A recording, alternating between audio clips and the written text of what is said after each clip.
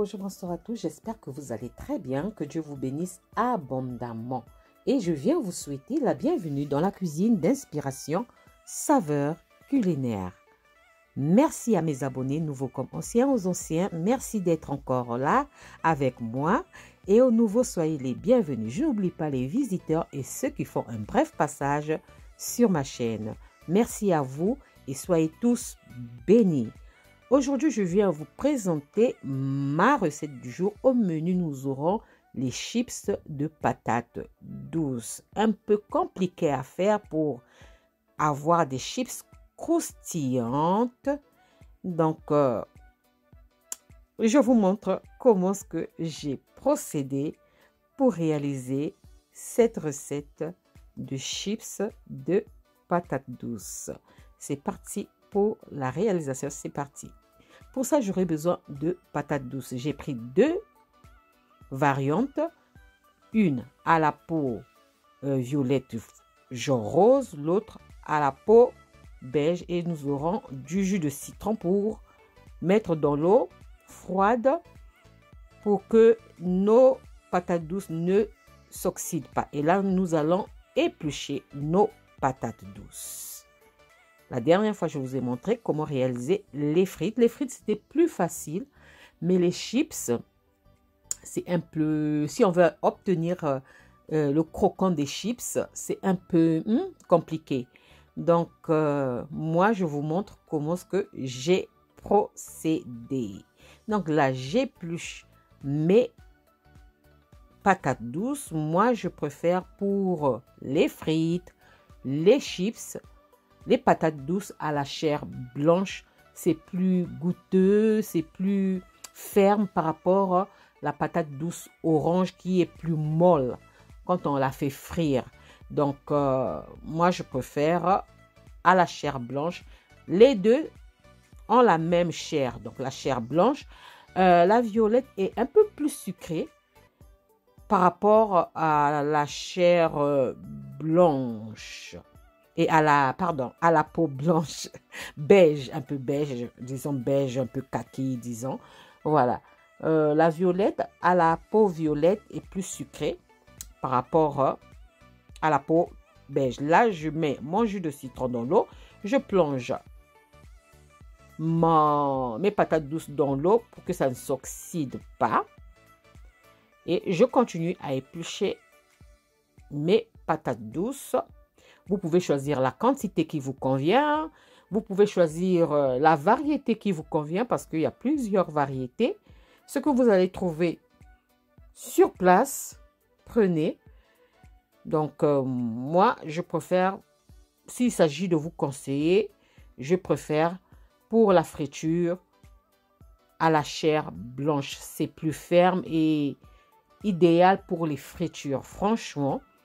Mais à la chair orange, vous pouvez aussi faire la friture avec. Mais je préfère, ma préférence va sur la chair blanche. Donc, après avoir épluché, je vais faire des fines tranches. J'essaie. Je vous conseillerais d'avoir une mandoline. Si vous avez une mandoline, faites avec une mandoline pour avoir des tranches très, très fines. Ou encore, utiliser votre robot cuisinier avec des lames où on peut faire des tranches de rondelles très, très fines. Parce que la patate douce, pour avoir ce croustillant, c'est vraiment difficile. Donc, il faut avoir vraiment des tranches très, très fines. Voilà. C'est tout ce que je peux vous dire. Donc, moi, je continue à faire des tranches de rondelles aussi fines que je peux. J'essaie avec le couteau. C'est pas facile, donc il faut vraiment avoir la main. C'est pas facile, on essaie. Et je vais laisser ça dans l'eau froide, sachant que la patate douce est très farineuse. Il n'y a pas d'amidon dedans. Donc, moi, je vais laisser ça dans l'eau froide pour que essayer un peu de retirer la farine qui se trouve dans la patate douce. Donc, vraiment l'eau très froide, pas l'eau tiède, rien. L'eau très froide. Ok? Si vos tranches de rondelles sont trop épaisses, en ce moment-là, essayez de les blanchir. Moi, je n'ai pas voulu me casser la tête. J'ai fait simple. Mais sinon, vous essayez de les blanchir, ok? Pour que vous puissiez avoir peut-être un semblant de croustillant. Essayez de les blanchir 1 minute, ça suffira. 1 minute maximum. 1 minute maximum. Les blanchir dans de l'eau bouillante, pas l'eau chaude, hein, mais de l'eau bouillante, l'eau qui a bien bouilli là. Vous versez sur les patates, les tranches de patates douces ou vous faites au feu, à vous de voir. Et quand vous avez fini de les blanchir, refroidissez-les aussitôt à l'eau froide. Voilà, c'est tout ce que je peux vous dire. Et voilà, moi, je continue. Là, maintenant, je vais essayer de rincer mes patates, mes tranches de patates douces. Donc, je cherche à avoir ce croustillant. Mais vraiment, faites ça avec une mandoline. C'est plus pratique. Et c'est l'assurance pour avoir des tranches très fines. Donc, après ça, je vais, comme d'habitude, vous savez, quand je fais les frites et tout, je sèche toujours mes pommes de terre ou igname ou tubercule de manioc ou là maintenant, c'est la patate douce. Je sèche toujours pour avoir des bonnes frites ou une bonne friture pour mes patates douces, pour mes ignames, pour mes pommes de terre. Donc, je fais toujours sécher après avoir laissé longtemps dans l'eau. Donc, n'oubliez pas, je répète, n'oubliez pas, si vous pouvez blanchir 1 minute maximum en versant de l'eau bouillante et après avoir laissé ça dans l'eau bouillante 1 minute, retirez, passez ça dans de l'eau froide et séchez comme je suis en train de faire là. Retirez le maximum d'eau, laissez sécher et ensuite vous pouvez passer à l'étape de la préparation. Moi, je n'ai pas fait blanchir. Je suis passée directement à l'étape de la préparation. Voilà. C'est tout ce que je pouvais vous donner comme astuce. Voilà. Là, maintenant, je retire mes rondelles de tranches, mes tranches de patates douces bien séchées.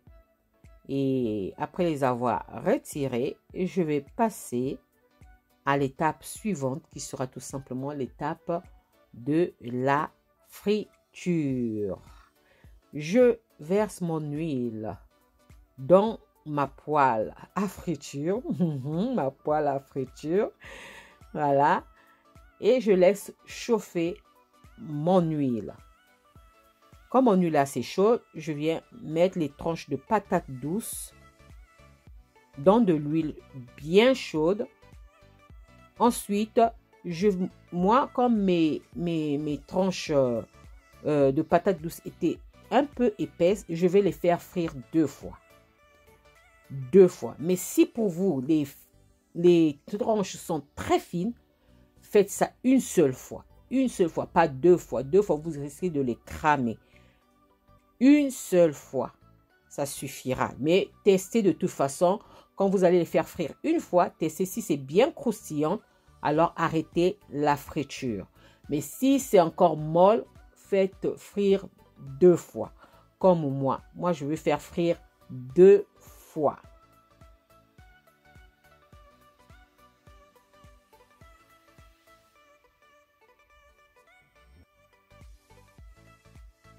Voilà, je viens retirer pour une première fois. Je vous montre. À cette étape, pour vous, si les tranches sont très fines, à cette étape, laissez comme ça. Ne faites plus revenir dans de l'huile. Mais moi, comme mes tranches étaient un peu épaisses, vraiment, on ne pouvait pas manger ça comme ça. Il fallait avoir ce croustillant des chips. Donc, je veux remettre ça encore dans la friture pour avoir ce croustillant des chips. Donc, je fais chauffer mon huile encore une fois. Et comme mon huile est assez chaude, je remets. Et là, on ne va pas traîner. On ne va pas traîner parce que la patate douce est déjà sucrée. Sinon, ça va cramer. On va faire vite, vite, vite. Et on retire du feu. Vous voyez? Tellement c'est sucré, ça prend vite de la couleur. Donc, vite et on retire du feu. On ne traîne pas, on ne laisse pas traîner nos chips de patates douces dans de l'huile chaude, sinon on va regretter. Voilà. Je retire du feu et c'est prêt. Voilà, ça c'était ma recette du jour. Au menu, nous avons eu les chips de patates douces, simples à réaliser. J'espère que la recette et la vidéo vont vous plaire. Si la recette et la vidéo vous ont plu, alors les amis, n'oubliez pas de liker, de partager et de vous abonner à ma chaîne.